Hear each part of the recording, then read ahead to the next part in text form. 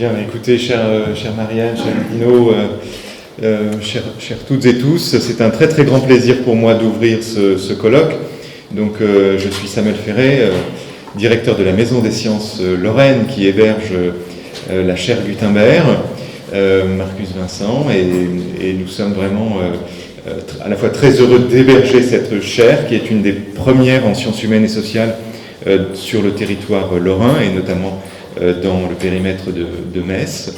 Je suis très heureux d'ouvrir aussi un colloque en présentiel où après 1 an et demi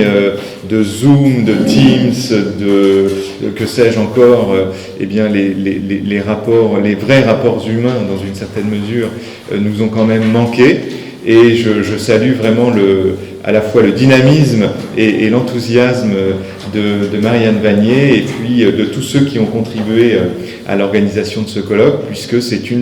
finalement de nos premières manifestations organisées physiquement à l'issue de cette période de confinement. Et donc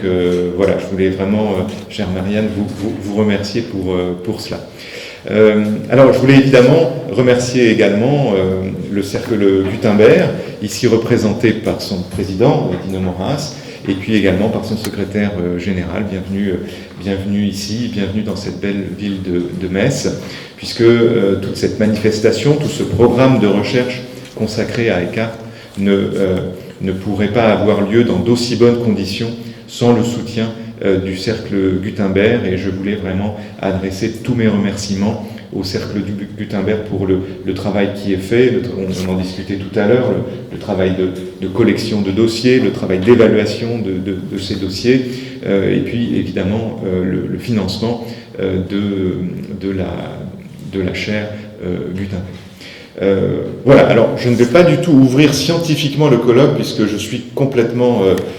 incompétent, quoique Marianne me donnant régulièrement ses ouvrages, eh bien finalement peut-être que l'année prochaine,